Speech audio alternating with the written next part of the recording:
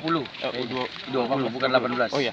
Gimana coach kalau coach sendiri pendapatnya? Pendapat saya lebih bagus lagi supaya kita mendapatkan pemain-pemain pemain-pemain muda, bibit-bibit dari lokal kita sendiri.